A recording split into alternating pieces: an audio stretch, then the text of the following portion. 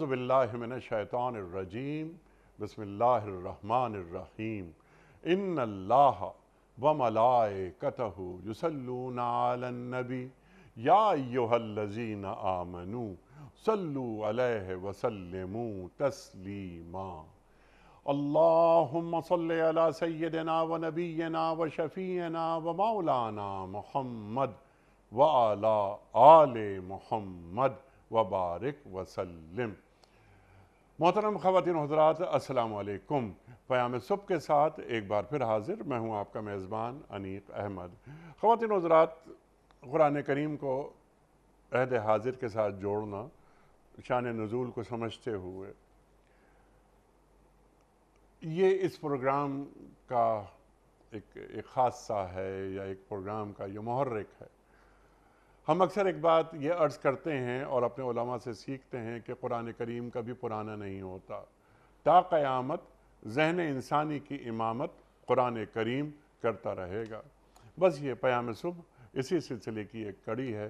ہمارے ملک کے جید علماء تشریف لاتے ہیں، قرآن کریم کی ایک ایک آیت پر سیر حاصل گفتگو فرماتے ہیں اور ہم تک قرآن کریم کا علم پہنچاتے ہیں۔ ہم اپنے علماء کے جتنے شکر گزار ہو جائیں کم ہے۔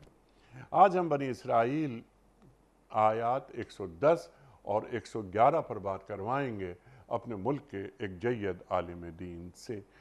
اللہ تعالیٰ فرما رہا ہے، سرکار دو عالم صلی اللہ علیہ وآلہ وسلم کے ذریعے فرما رہا ہے کہ ان سے فرما دیجئے کہ اللہ کو پکارو یا رحمان کہہ کر پکارو، جس نام سے پکارو اس کے سبھی نام اچھے ہیں۔ اللہ اکبر، اللہ اکبر۔ بہت ساری باتیں آگے ہیں۔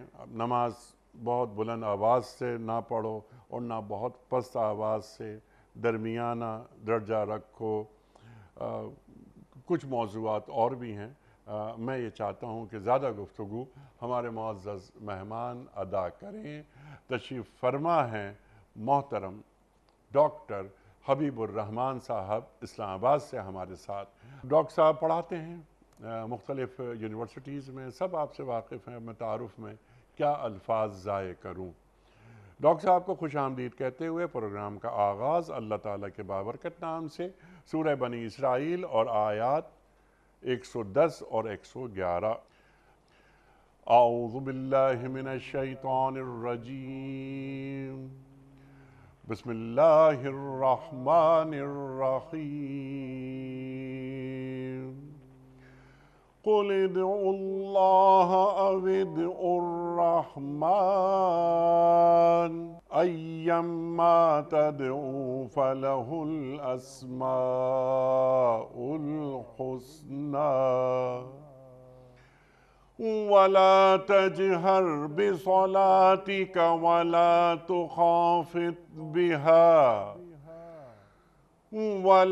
تخافت بها وابتغ بين ذلك سبيلا صدق اللہ العظیم۔ اے نبی صلی اللہ علیہ وآلہ وسلم، ان سے فرما دیجئے کہ اللہ کہہ کر پکارو یا رحمان کہہ کر، جس نام سے بھی پکارو اس کے لیے سب اچھے ہی نام ہیں۔ اور اپنی نماز نہ بہت زیادہ بلند آواز سے پڑھو اور نہ بہت پست آواز سے، ان دونوں کے درمیان اوسط درجے کا لہجہ اختیار کرو۔ اور فرما دیجئے تعریف ہے اللہ کے لیے جس نے نہ کسی کو بیٹا بنایا ہے اور نہ کوئی بادشاہی میں اس کا شریک ہے، اور نہ وہ عاجز ہے کہ کوئی اس کا پشتیبان ہو، اور اس کی بڑائی بیان کیجئے، کمال درجے کی بڑائی۔ اللہ اکبر۔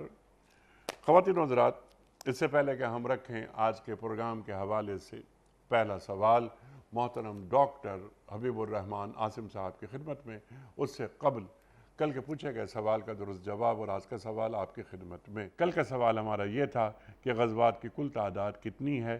درست جواب 27۔ آج کا سوال نوٹ فرما لیجئے۔ فتح مکہ کے بعد سرکار دو عالم صلی اللہ علیہ وآلہ وسلم نے کتنے دن مکے میں قیام فرمایا؟ 25 دن، 28 دن یا 29 دن؟ جو درست جواب آپ سمجھتے ہوں روانہ فرمائیے۔ ہمارے فون نمبرز ہیں 009221345270009۔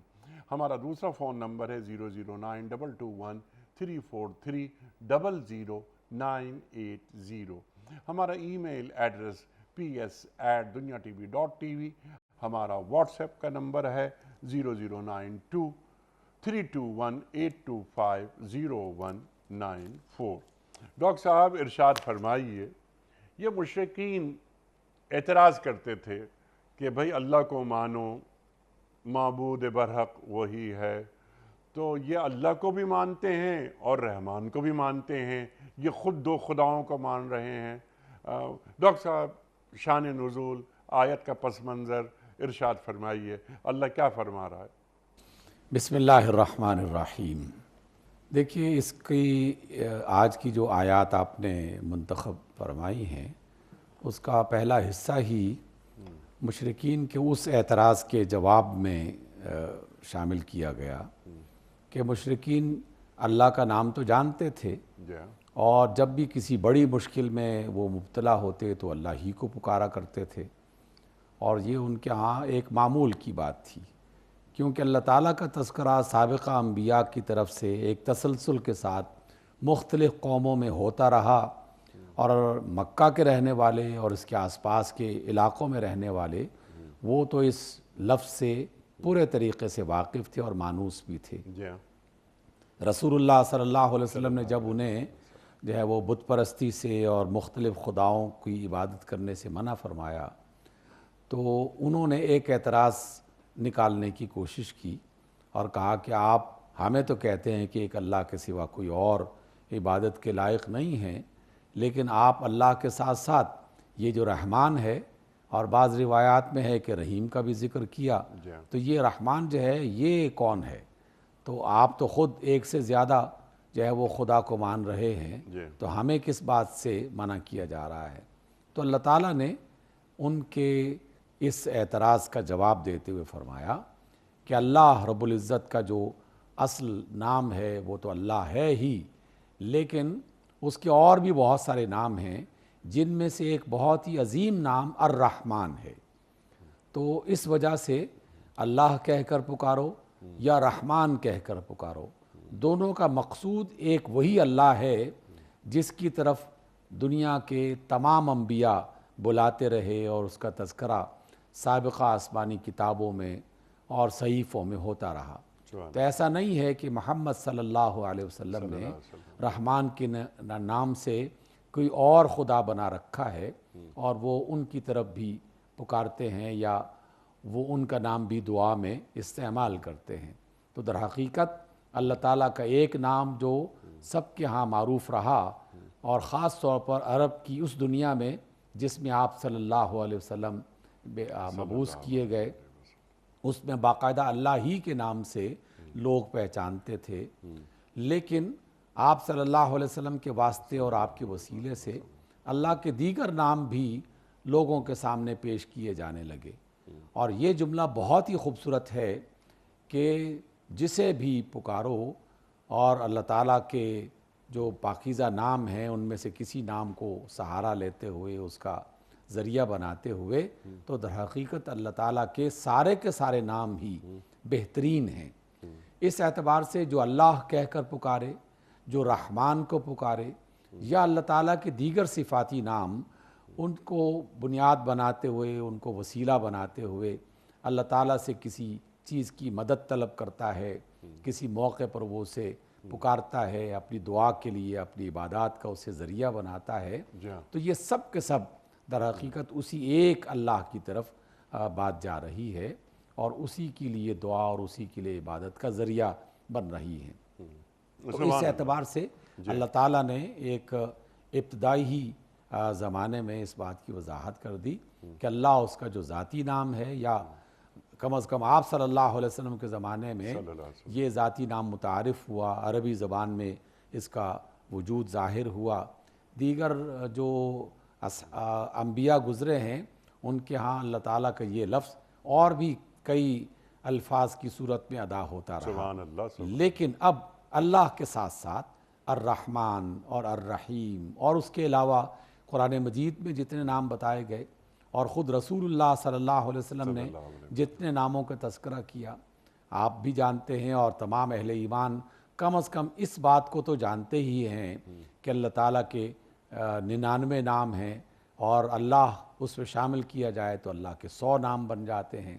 اور اللہ کے رسول صلی اللہ علیہ وسلم نے یہ تعلیم ہمیں فرمائی کہ اللہ کے یہ 100 نام جو ہیں، ان 100 ناموں کو جو شخص پکارے گا، اس کا ورد کرے گا، تو اللہ تعالیٰ محض اس کے پکارنے ہی کی وجہ سے بے شمار برکتیں اسے عطا فرما دیں گے۔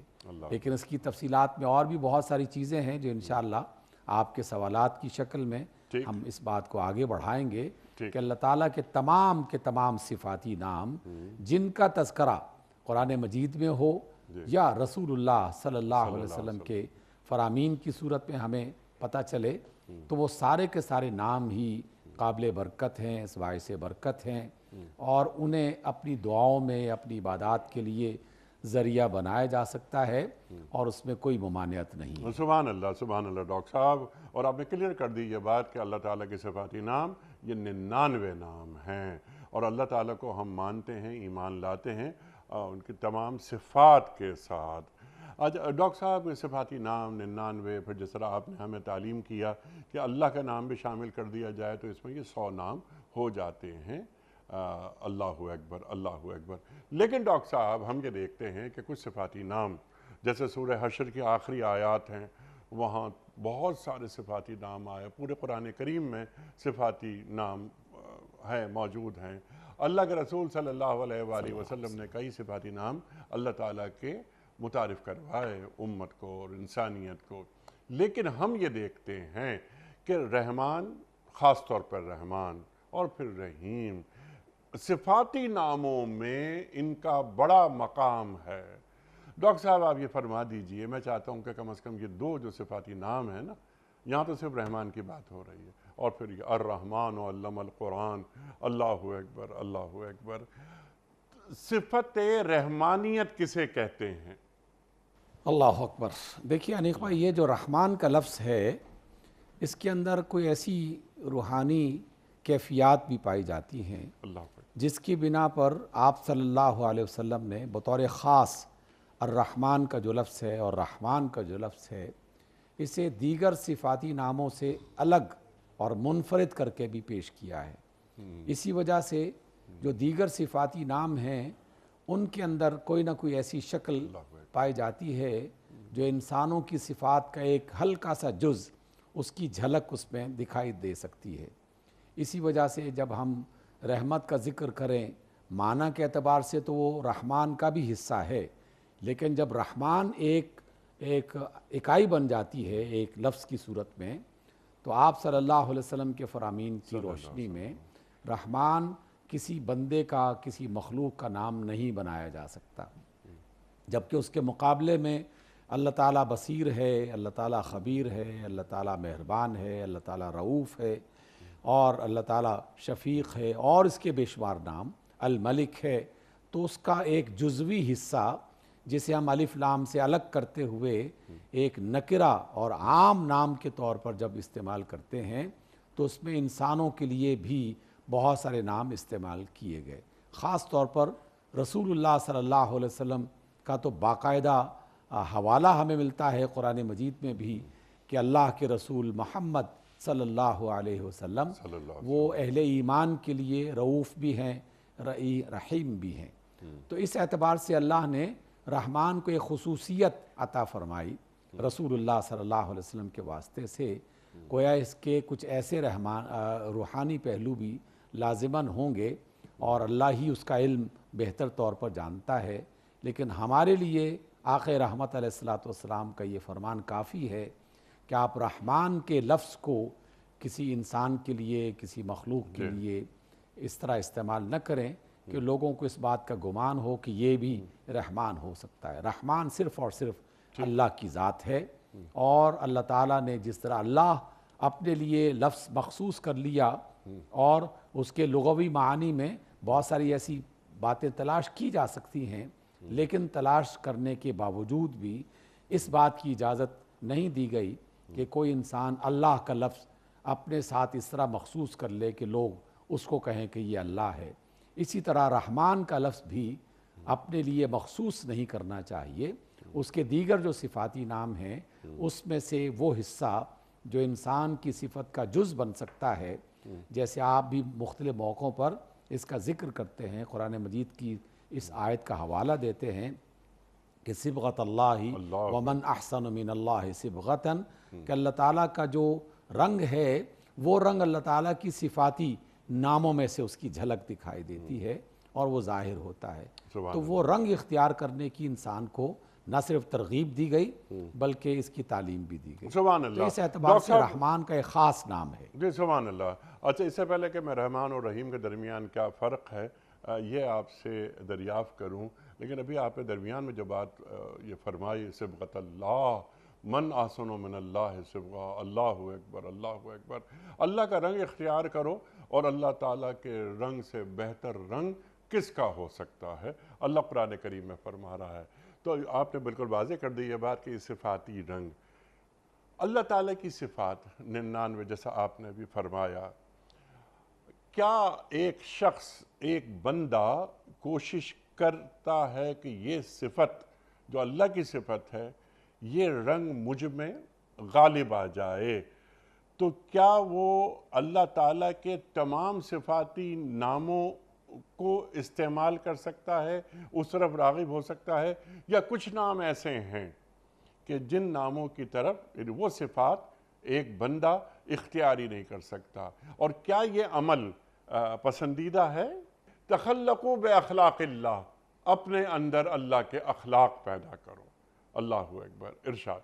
دیکھیے، اللہ کی ذات اور اس کی صفات جی اور ان تمام صفات کا ایک مقام یقیناً وہ اللہ تعالیٰ کے لیے مخصوص ہیں، جی لیکن اللہ تعالیٰ نے اپنی مرضی سے اور انسان کی ضرورت کے مطابق رسول اللہ صلی اللہ علیہ وسلم کے ذریعے سے صلی اللہ علیہ وسلم کچھ باتوں کی اجازت دے رکھی ہے۔ ان اجازت دی جانے والے جو مقامات ہیں وہ بھی اس قدر زیادہ ہیں کہ اگر کوئی شخص ان میں سے کسی ایک جز کو بھی اختیار کر لے تو اس کی دنیا بن جائے گی اور اس کی آخرت بھی سنور جائے گی۔ سبحان اللہ۔ اس اعتبار سے جتنے بھی روحانیت سے تعلق رکھنے والے علماء ہیں، اللہ تعالیٰ کے خاص برگزیدہ بندے ہیں، اور سب سے بلند مقام تو خود رسول اللہ صلی اللہ علیہ وسلم کا ہے، پھر اس کے بعد آپ کی آل اولاد میں سے اور آپ کی آل میں سے، آپ کے اصحاب گرامی سے، یہ تمام باتیں ہمیں وہاں سے جب حاصل کرنے کا موقع ملتا ہے تو وہ تمام صفاتی نام جس کی بنا پر انسان کی شخصیت، اس کی معاشرتی زندگی، اس کی دنیاوی حیات، اس میں بہتری آ سکتی ہو، تو انسان کو صرف انہی صفاتی ناموں کی طرف توجہ دینی چاہیے۔ ٹھیک ہے۔ کچھ صفاتی ایسے نام ہیں جو صرف اور صرف اللہ ہی کے لیے پسندیدہ ہیں اور وہی اس کا اختیار رکھتا ہے، جیسے اللہ تعالیٰ المتکبر ہے، تو یہ اللہ تعالیٰ کی خاص صفت ہے۔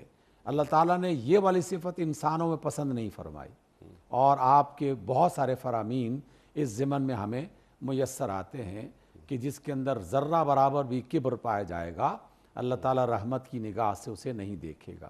اسی طرح اور بہت ساری چیزیں، تو اللہ تعالیٰ کے اپنے کچھ ایسے رنگ ہیں جو صرف اور صرف اسی کو زیب دیتے ہیں، اور یہ ہمیں احادیث کے ذریعے سے، سیرت کے ذریعے سے، اہل علم کے تجربوں کے ذریعے سے، ان کا قرآن فہمی کے جو معاملات انہوں نے اختیار کیے ان کے ذریعے سے ہمیں پتہ چل جاتے ہیں۔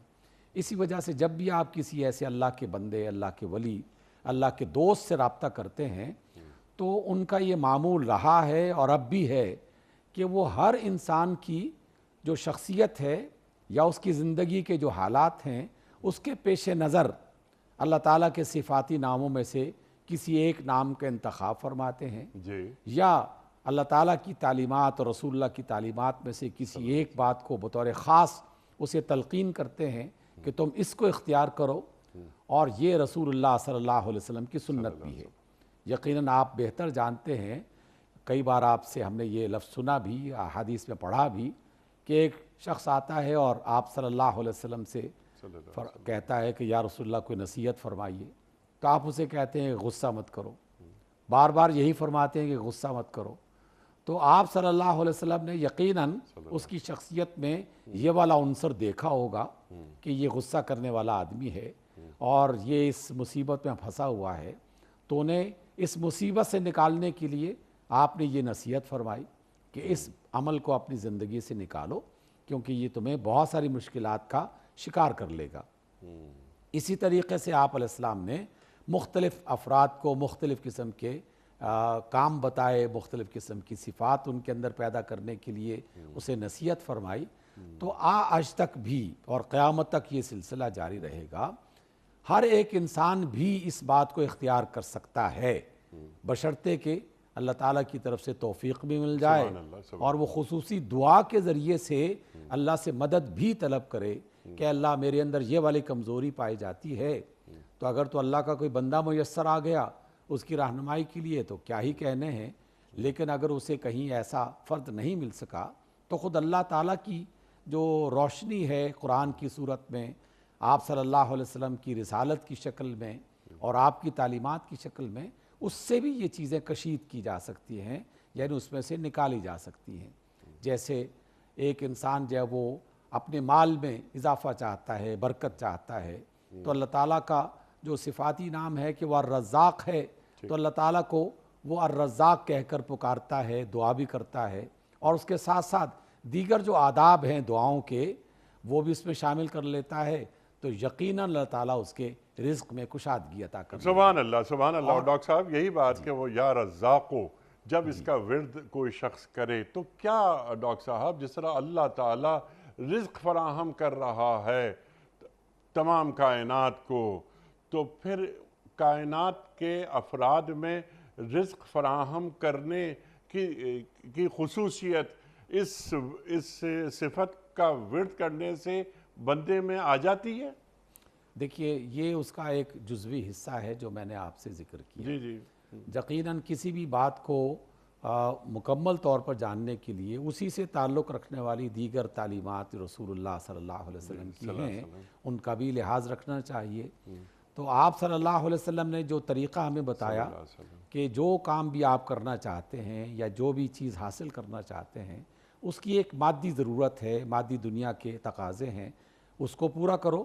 لیکن صرف مادی تقاضے پورے کرنے سے وہ بات مکمل نہیں ہوگی جب تک کہ اللہ تعالیٰ سے اس حوالے سے دعا نہ کی جائے اور بطور خاص اس کے اس صفاتی رنگ کو اور اس نام کو ورد زبان بھی رکھا جائے. وہ دعا کا حصہ بھی بن جائے گا اور اس کا عمل بھی بن جائے گا.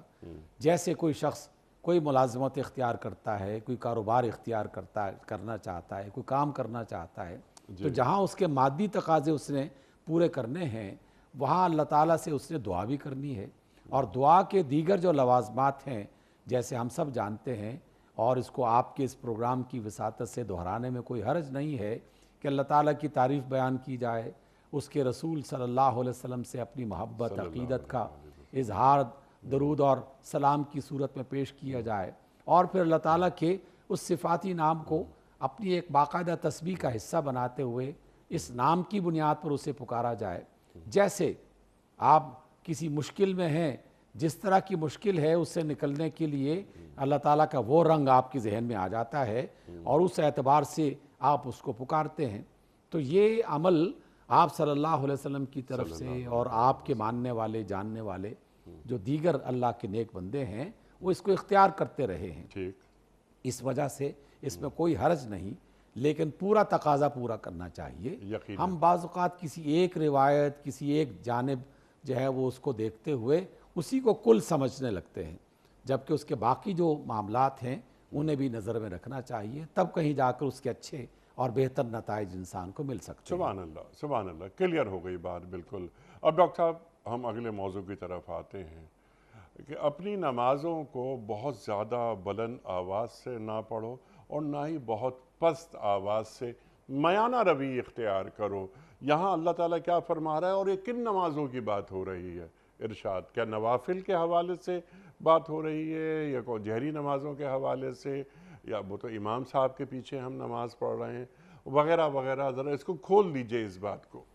جی انیق بھائی, اس کا جو تاریخی پس منظر ہے وہ یہ کہ اہل ایمان مسلمان جب بھی مکہ میں نماز پڑھنے کا اہتمام کرتے تو بعض اوقات کوئی صحابی بلند آواز میں تلاوت شروع کرتا یا نماز پڑھ رہا ہوتا تو آس پاس بیٹھے ہوئے مشرکین وہ فوراً انہیں خبر ہو جاتی کہ اچھا یہ شخص اپنے مذہب اور اپنے دین کے مطابق کچھ کر رہا ہے، تو انہیں فوری طور پر موقع مل جاتا اور وہ اکٹھے ہو کر مذاق اڑانا شروع کر دیتے، تمسخر کرتے، آوازیں کستے۔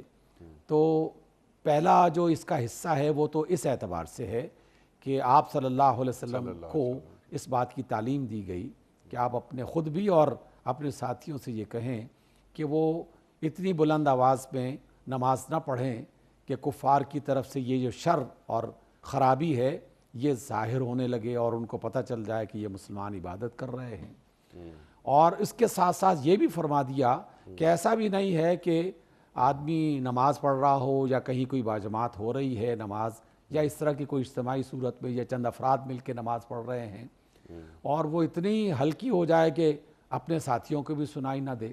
تو اس کا پس منظر ابتدائی طور پر تو اس موقع کی مناسبت سے سامنے آیا کہ جب مشرکین اور آپ کے مخالفین نماز کی حالت میں آپ کو پریشان کیا کرتے تھے، آپ کے اصحاب کو پریشان کیا کرتے تھے۔ پھر اس آیت کو قرآن مجید کے بارے میں یہ بات میں سمجھتا ہوں علماء سے جو سیکھا ہے کہ قرآن کی کوئی آیت بھی اور کوئی حکم بھی پرانے کسی وقت کا واقعہ صرف نہیں ہے، بلکہ وہ کسی نہ کسی طریقے سے ڈائریکٹ انڈائریکٹ قیامت تک رہنمائی کرتا رہتا ہے۔ تو اس اعتبار سے یہ والا جو حکم ہے یہ خاص طور پر نوافل کے لیے بھی استعمال ہوتا ہے، اور تہجد کے وقت اور بھی مزید کہ تہجد کے وقت جو لوگ اٹھتے تھے، اور اب بھی اللہ تعالیٰ کے بہت سارے بندے اس شرف سے فیض یاب ہوتے ہیں کہ وہ مسجدوں میں یا اپنے گھروں میں تہجد کے لیے کھڑے ہوتے ہیں، تو اگر وہ زیادہ بلند آواز میں تہجد کی نماز ادا کرنا شروع کر دیں تو ہو سکتا ہے کہ اگر وہ گھر میں ہیں تو گھر والے افراد پریشان ہو جائیں، اٹھ جائیں، بچے بیدار ہو جائیں۔ مسجد میں ہیں تو بہت سارے لوگ اگر بلند آواز میں اپنی اپنی تہجد کی نماز ادا کرنا شروع کر دیں تو ایک شور بھی ہو سکتا ہے اور پریشانی بھی ہو سکتی ہے۔ تو اس اعتبار سے ایک درمیانی والی کیفیت یہ جو کہا ہے نا کہ وَلَا تُخَافْ وَابْتَغِ بَيْنَ ذَلِكَ سَبِيلًا، اس کا ایک روحانی پس منظر بھی ہے اور انسانی تجربات، اس کی نفسیات کا عمل اس میں مددگار ہوتا ہے کہ ایک آدمی بالکل ہونٹ بھی نہیں ہلا رہا اور ہلکی سی آواز بھی جو ہے وہ خود بھی نہیں سن پا رہا تو شیطان اس پر زیادہ حاوی ہو جاتا ہے۔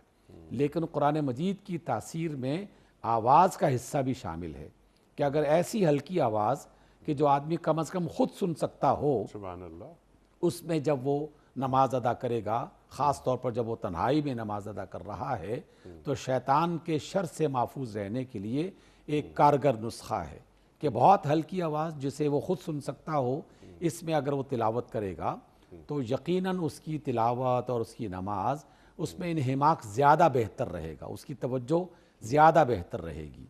اور بلند آواز سے یہ نمازیں ادا کرنے کی اجازت نہیں دی گئی اور کہا گیا کہ اس کو روکا جائے۔ ویسے بھی دیگر تعلیمات جو ہیں آپ صلی اللہ علیہ وسلم کی طرف سے اس میں بھی یہی کلیہ اور یہی اصول ہمیں سکھایا گیا۔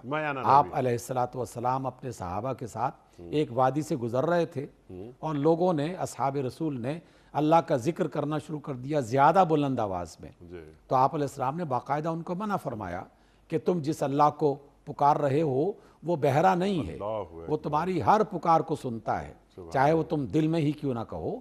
تو وہاں پر بھی ایک میانہ روی اور اعتدال اس کو اختیار کرنے کا ہمیں حکم دیا ہے۔ تو اس اعتبار سے اعتدال زیادہ بہتر ہے ہر کام میں، ہر کام میں۔ سبحان اللہ، سبحان اللہ۔ اور ویسے بھی ڈاکٹر صاحب ہم امت وسط ہیں نا؟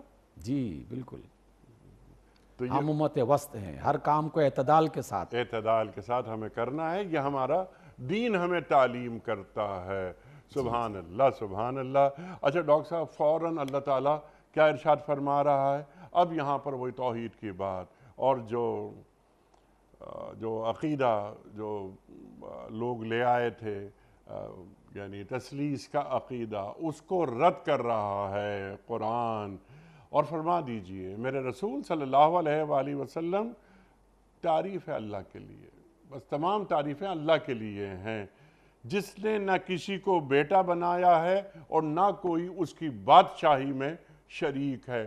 تم کیا یہ 3 میں 1 اور 1 میں 3 یہ کون کون سے عقیدے لے آتے ہو, اور یہ ابن اللہ یہ کیسے ہو سکتا ہے؟ تو یہاں اللہ تعالیٰ, اب اللہ رحمان, نماز نہ بلند آواز سے, زیادہ بلند آواز سے, نہ پست آواز سے, پھر اللہ تعالیٰ اسے جوڑ دیتا ہے, فوراً جوڑ رہا ہے اللہ تعالیٰ. یہ اس عقیدے کی اصلاح بھی ہو رہی ہے. اس میں کیا جڑاؤ ہے ڈاکٹر صاحب؟ انیق بھائی, جیسے ہم جانتے ہیں قرآن مجید اول سے لے کر آخر تک پڑھ لیں تو اس میں اشیاء کو بکھرا ہوا اور تعلیمات کو بکھرا ہوا نہیں پیش کیا گیا. جی جی جی. ان سب کا باہمی ایک تعلق ہے, اور یہ سب مل کر کسی ایک ہیئت کو, کسی شکل کو مکمل کرتا ہے. انسانی شخصیت, مسلمان کی شخصیت, اسلام کا دین, یہ مکمل ہی تبھی ہوتا ہے جب تمام چیزوں کو اکٹھا کر کے اسے اس ترتیب سے اپنی زندگی کا حصہ بنایا جائے جس ترتیب سے رسول اللہ صلی اللہ علیہ وسلم نے ہمیں سکھایا ہے. تو اس لیے ایک شخص نماز بھی پڑھ رہا ہے, تلاوت بھی کر رہا ہے, ذکر بھی کر رہا ہے, اور دیگر کام بھی اچھے اچھے کر رہا ہے, لیکن اس کے عقیدے میں وہ بنیادی اصلاح نہیں ہو پائی کہ جو لازمی ہونی چاہیے. آپ جانتے ہیں یقیناً ایک عرصہ ہو گیا قرآن مجید سے وابستگی کی بنیاد پر. یہ اللہ کا خاص فضل ہے کہ اللہ تعالیٰ نے اس عمل کو جسے شرک کہا گیا, اور خاص طور پر وہ والا شرک کہ جس میں کوئی قوم یا کوئی فرد براہ راست اللہ تعالیٰ کی کسی مخلوق کو اس کی اولاد بنا دے اور یہ والا عقیدہ رکھ لے, تو اس کی تو اتنی زیادہ شدت سے مذمت کی گئی کہ اللہ تعالیٰ نے خود قرآن میں بھی اور آپ صلی اللہ علیہ وسلم کے واسطے سے بھی یہ بتایا گیا کہ اللہ ہر خطا معاف کر دے گا, لیکن شرک والی جو غلطی ہے یہ معافی کے قابل نہیں ہے, اس کو معاف نہیں فرمائے گا. تو جب اللہ تعالیٰ خود پوری شدت کے ساتھ اور پورے غضب کے ساتھ اس کو بیان کرتے ہوئے اس سے روک رہا ہے, تو پھر گنجائش کی کوئی صورت ہی نہیں نکلتی کہ کوئی شخص کہیں کسی درجے میں بھی یہ گمان کرے کہ فرشتے اس کی مخلوق نہیں بلکہ اس کی اولاد ہو سکتی ہے, یا کسی نبی کو یا کسی ولی کو یا کسی بڑے رسول کو وہ اللہ تعالیٰ کا بیٹا یا بیٹی قرار دے دے. تو اللہ تعالیٰ نے بڑی شدت کے ساتھ اس کو منع فرمایا. قرآن مجید کے کئی مقامات پر اور ایک خاص مقام پہ تو اس کا ذکر کیا کہ ہم قیامت کے روز جناب مسیح علیہ السلام کو باقاعدہ لوگوں کے سامنے کھڑا کریں گے اور ان سے پوچھیں گے کہ جناب بتائیے کہ کیا میں نے تم سے کہا تھا کہ تم میرے بیٹے ہو, یا کیا آپ نے ان کو بتایا تھا کہ میں اللہ کا بیٹا ہوں؟ تو جناب مسیح علیہ السلام بالکل واشگاف انداز میں اس ساری مخلوق کے سامنے اعلان کریں گے کہ اے اللہ میری کیا مجال, میں نے تو انہیں وہی بات بتائی جو آپ نے مجھے وحی کی, مجھے سکھائی تھی, اور وہ یہ ہے کہ بس تو ہی ہے الہ اور رب, اور نہ تو کسی کی اولاد ہے نہ تیری کوئی اولاد ہے, میں نے تو وہی بات بتائی تھی. تو اس اعتبار سے وہ تمام جو ہے وہ مسیح علیہ السلام کے ماننے والے یا یہود جو عزیر علیہ السلام کو نبی مانتے ہیں, وہ قیامت کے روز حشر کے میدان میں کیا جواب دے سکیں گے کہ جب ان کے وہ نبی جن کو وہ نبی مانتے رہے وہ بذات خود انکار کر دیں گے اور یہ کہیں گے کہ اے اللہ میں نے تو ان سے یہ بات نہیں کہی تھی, میں نے تو وہی بات کہی تھی جو آپ نے مجھے بتائی تھی, اور تو جانتا ہے اس بات کو. بالکل انکار کر دیا جائے گا. تو اس لیے اپنے اچھے اعمال کے ساتھ ساتھ اپنے عقیدے کو درست کرنا, اور اتنا درست کرنا کہ جس میں کوئی شک کی گنجائش نہ رہے, یہ بھی ہماری بنیادی ضرورت ہے. اس کو لازماً اس کو بنیاد بنایا جائے, عقیدہ بھی درست کیا جائے, اور اللہ تعالیٰ کے احکام پر عمل بھی صحیح انداز میں کرنے کی کوشش کی جائے. سبحان اللہ سبحان اللہ سبحان اللہ سبحان اللہ. اور پھر اللہ تعالیٰ کی شان یہاں بیان ہو رہی ہے, وہ عاجز نہیں ہے اور کوئی اس کا پشتی بان نہیں ہے. اللہ اکبر. اللہ کو کون عاجز کر سکتا ہے؟ اللہ کی کون مدد کر سکتا ہے؟ اللہ ہی سب کی مدد کرتا ہے اور لوگوں کو نکالتا ہے پریشانیوں سے. اب ایک تو ذرا اس پہ بات کر لیجئے گا, آخری وقت ہے پروگرام کا. اب یہاں جو بات ہو رہی ہے ڈاکٹر صاحب, یہ ایک بہت بڑا نقطہ, بہت اہم نقطہ. سرکار دو عالم صلی اللہ علیہ وآلہ وسلم سے بات فرما رہا ہے اللہ تعالیٰ کہ اس کی بڑائی بیان کیجئے. اچھا بڑائی بیان کیجئے, یقیناً اللہ کی بڑائی بیان ہوتی رہتی ہے۔ پھر اللہ تعالیٰ فرما رہا ہے کہ کمال درجے کی بڑائی، ایک تو بڑائی، پھر کمال درجے کی بڑائی، یہ تو اللہ کے رسول صلی اللہ علیہ وآلہ وسلم سے مخاطبت ہو رہی ہے۔ ڈاکٹر صاحب، ہم اور آپ اللہ تعالیٰ کی بڑائی اور کمال درجے کی بڑائی کیسے بیان کر سکتے ہیں؟ انیک بھائی دیکھیے، پہلا حصہ تو ان معاملات سے ہے جو بہت ساری مخلوقات میں اور انسانوں نے غلطی کی بنیاد بنا کہ اللہ تعالیٰ یہ جو کائنات میں مختلف قسم کے کام ہو رہے ہیں تو اس میں سے فلاں کام کے لیے اس نے فلاں مخلوق سے مدد طلب کی اور اس کو اپنا ساتھی بنا لیا، فلاں کام کے لیے فلاں کو مدد کے لیے پکارا اور وہ اس کا ساتھی بن گیا، چاہے وہ چھوٹا سا کام ہو یا بڑا سا کام۔ تو دنیا میں بہت ساری قوموں نے اپنے عقیدے کی غلطی اس بنیاد پر رکھی کہ اللہ تعالیٰ اتنے سارے کام خود بخود اکیلا کیسے کر سکتا ہے، تو اس کے لیے فلاں نے بھی مدد کی، فلاں نے بھی مدد کی، فلاں نے بھی مدد کی، اور وہ جو مددگار تھے آہستہ آہستہ نہ صرف اللہ تعالیٰ کی الوہیت میں اور بادشاہت میں وہ شریک ہونا شروع ہو گئے، بلکہ بعد میں باقاعدہ وہ خود ایک الہ بن گئے۔ اس اعتبار سے اللہ رب العزت نے یہ والا پیغام قرآن کی کئی آیات میں ہمیں عطا فرمایا ہے کہ اللہ رب العزت جو کرتا ہے تنہا کرتا ہے، اس کے فیصلوں میں، اس کے عمل میں کوئی اس کا شریک کار نہیں، وہ کسی سے مشورہ تک نہیں کرتا، وہ کسی کو اپنے لیے سہارا نہیں بناتا، اس لیے کہ اسے اس کی حاجت ہی نہیں ہے، وہ سب کچھ علی کل شیء قدیر ہے، وہ کن فیکون اس کا ملکہ رکھتا ہے، اس کی قدرت اس کے پاس ہے۔ تو اس لیے عقیدے کے اس پہلو کو اس انداز میں درست کیا گیا۔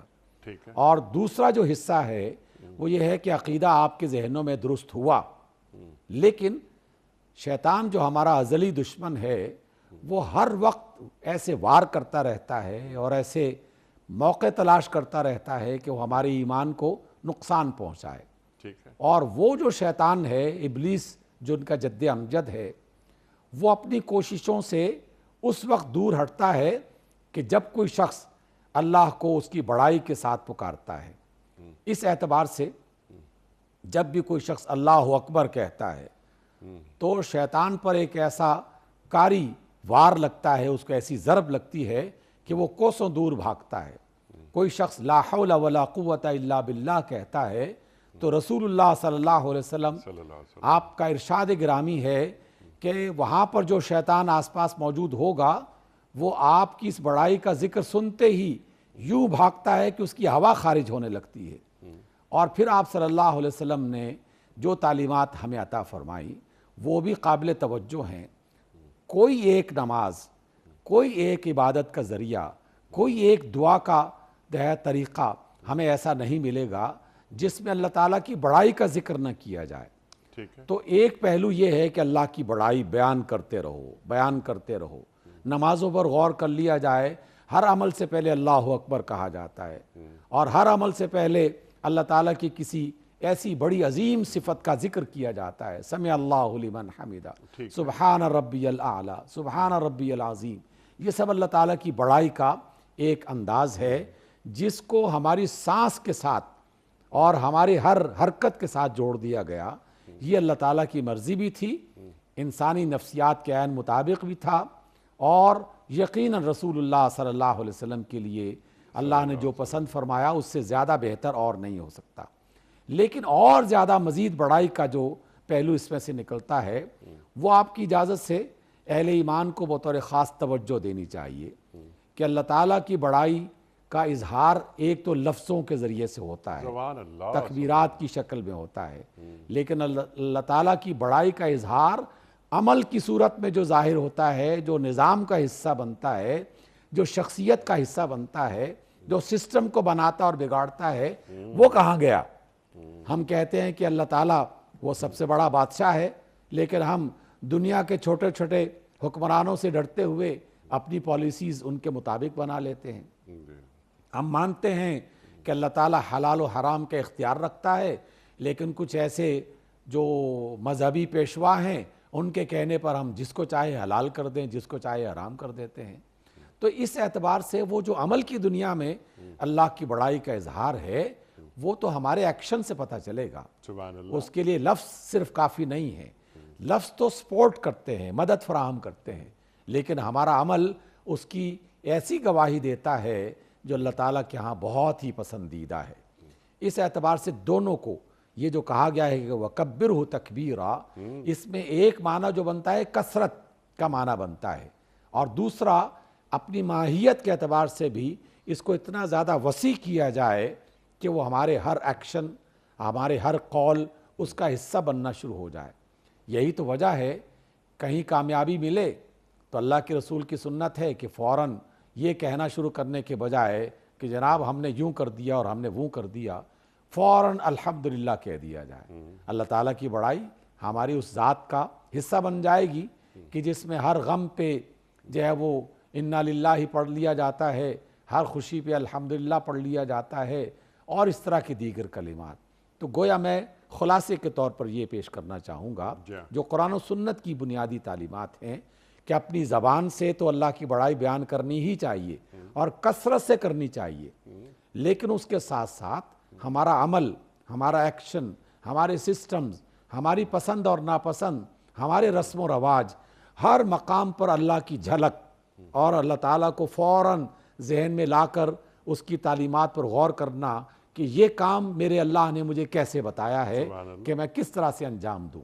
تو اللہ تعالیٰ کی بڑائی خود بخود نمایاں ہو جائے گی, زندگی بھی آسان ہو جائے گی, اور رب ذوالجلال کی مغفرت, اس کی رحمت, اس کی برکتیں وہ بھی حاصل ہو جائیں گی انشاءاللہ. سبحان اللہ, سبحان اللہ. زندگی کے ہر معاملے میں اللہ بڑا نظر آئے. ایسا نہ ہو کہ قولی اقرار ہو رہا ہو اور عملی انکار ہو رہا ہو.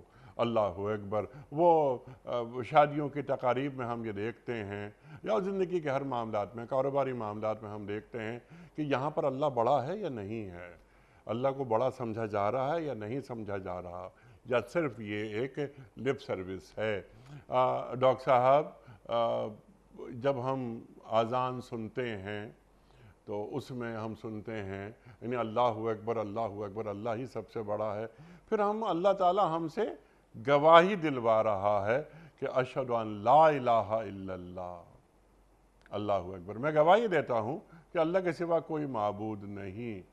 تو گواہی ڈاکٹر صاحب حاضر میں ہوتی ہے یا غائب میں؟ دیکھیے دونوں صورتوں میں, حاضر میں بھی ہوتی ہے اور غائب میں بھی ہوتی ہے. زندگی کے معاملات میں یہاں اللہ کی جو بڑائی بیان کی جا رہی ہے. بالکل بالکل سر انیق بھائی کیا اچھی بات کہی, اور ہم نے بھی ہلکا پھلکا سے اس میں اپنا حصہ ڈالنے کی کوشش کی ہے کہ پتہ تو تب چلے گا نا کہ جب کوئی مسئلہ پیش آیا آپ کو اور مجھے یا ہم سب کو, وہ شادی کا ہے, وہ غم کا ہے, وہ خوشی کا ہے, وہ تجارت کا ہے, وہ سفر کا ہے, وہ کوئی چیز بنانے کا ہے, اختیار کرنے کا ہے, دشمنی کرنے کا ہے, دوستی بنانے کا ہے. تو وہ جو مواقع ہیں ان مواقع پہ ہم کس کو بنیاد بناتے ہیں, کسے اسوہ حسنہ بناتے ہیں, کس کی تعلیم کو فوقیت دے رہے ہوتے ہیں. ذرا سا اختلاف پیدا ہوا اور فوراً گالم گلوچ پہ آ گئے, اور وہ گالم گلوچ فوراً لڑائی مزید آگے بڑھنا شروع ہو گئی, اور پھر قتل غارت گری تک بات پہنچ گئی. ایک قتل ہوا تو جناب ہم اس کے 100 بندے ماریں گے جب تک غصہ ٹھنڈا نہیں ہوگا, اور وغیرہ وغیرہ بے شمار چیزیں. ذرا سی اپنی زندگی کے ترقی میں رکاوٹ پیدا ہو گئی تو جناب فلاں سے رشوت کا معاملہ کر لو, فلاں سے سفارش کا معاملہ کر لو, اللہ تعالیٰ کو مت پکارو.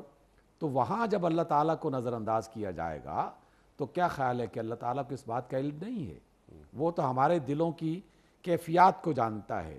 انسان تو بعد میں کہیں سوچتا ہوگا, اللہ تعالیٰ کو تو اس سے پہلے علم موجود ہوتا ہے. تو در حقیقت ہمارا عمل اور ہمارا ایکشن وہ اس بات کی گواہی دیتا ہے کہ ہم نے واقعی اللہ تعالیٰ کی بڑائی اس کو مانا ہے اور اس کا اظہار کر رہے ہیں. لیکن اس کے ساتھ ساتھ اللہ تعالیٰ نے اس بات کا اہتمام چونکہ بہت زیادہ کیا اور ہماری نفسیات کا حصہ بنایا, ہماری شخصیت کا, انسان کی تخلیق کا حصہ بنا دیا کہ نفسیات کے تمام ماہرین یہ بات بتاتے ہیں, سکھاتے ہیں. لاکھوں لوگوں نے اس کا تجربہ کیا ہے, چھوٹی بات سے لے کر بڑی بات تک, کہ جس چیز کو انسان دہراتا رہے, زبان سے دہراتا رہے یا دل میں دہراتا رہے, وہ آہستہ آہستہ انسان کے خیالات پر حاوی ہو جاتا ہے اور خیالات اس کے اعمال پر حاوی ہوتے ہیں اور آہستہ آہستہ وہ شخصیت کا حصہ بننا شروع ہو جاتا ہے۔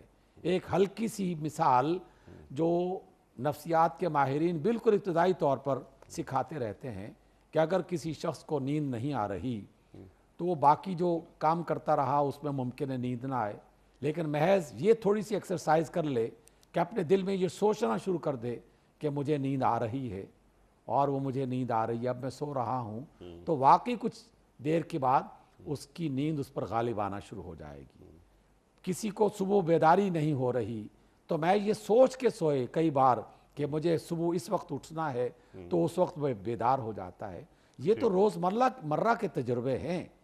تو جو شخص اللہ کا ذکر، اللہ کا نام دل سے اور زبان سے سوچ کے اور اپنے اظہار سے اس کا ذکر کرتا رہتا ہے تو یقیناً یقیناً یقیناً وہ ذکر جو اللہ کی بڑائی کا ہے، اس کی کبریائی کا ہے، یہ اس کی شخصیت کو بھی اللہ کا بندہ بنا دے گا۔ سبحان اللہ۔ اور یہ بڑائی وہ زبان سے الفاظ ادا کر کے یہ بڑائی بیان کر رہا ہے، لیکن کیا اچھی بات آپ نے فرمائی کہ اپنے ایکشن کے ذریعے یہ بات واضح ہو، بلکہ شہادت دے اس بات کی کہ اے اللہ، زندگی کے ہر معاملے میں نے تجھے ہی بڑا رکھا ہے۔ خواتین و حضرات، ہم بہت ممنون ہیں ڈاکٹر حبیب الرحمان عاصم صاحب کے تشریف لائے، اور ہمیشہ کی طرح آج بھی ڈاکٹر صاحب نے ہمیں بہت سکھایا۔ ڈاکٹر صاحب اللہ آپ کو سلامت رکھے۔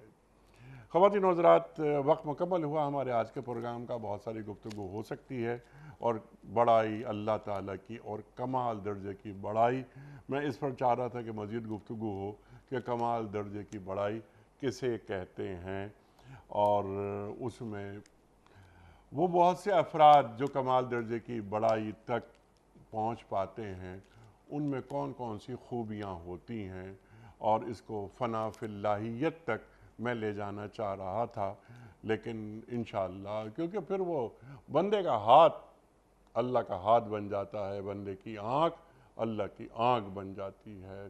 یہ حدیث قدسی اللہ تعالیٰ ارشاد فرما رہا ہے۔ خواتین و حضرات، وقت ہے کوئز کا۔ کل کا سوال ہمارا یہ تھا کہ غزوات کی کل تعداد کتنی ہے؟ درست جواب 27۔ آج کا سوال نوٹ فرما لیجئے۔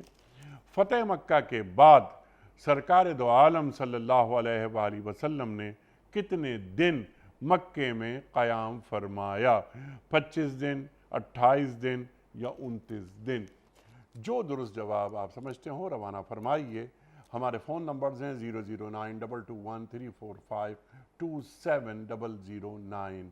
ہمارا دوسرا فون نمبر ہے 009221334300980۔ ہمارا ای میل ایڈریس ps@duniatv.tv۔ ہمارا واٹس ایپ کا نمبر ہے 009232182509194۔ وقت قرآن ازی کا ڈاکٹر حبیب الرحمان عاصم صاحب کا آج کراچی میں ہوتے، ہم ان کے دست مبارک سے یہ پرچی نکلواتے۔ اس بال سے میں نے یہ پرچی نکال لی، اور یہ ہیں ڈاکٹر سعید علی خان فیصل آباد سے۔ ڈاکٹر سعید علی خان صاحب فیصل آباد سے۔ خواتین و حضرات، پیام صبح کا اختتام ہوتا ہے روزانہ ایک قول پر، اور وہ قول ہوتا ہے صاحب نہج البلاغہ حضرت علی مرتضی کرم اللہ وجہہ کا۔ آپ فرماتے ہیں، کبھی اپنی جسمانی طاقت اور دولت پر بھروسہ نہ کرنا، کیونکہ بیماری اور غربت آنے میں دیر نہیں لگتی۔ اللہ اکبر۔ کبھی اپنی جسمانی طاقت اور دولت پر بھروسہ نہ کرنا، کیونکہ بیماری اور غربت آنے میں دیر نہیں لگتی۔ اللہ اکبر۔ اپنے میزبان انیق احمد کو کل تک کے لیے اجازت دیجیے۔ خدا حافظ۔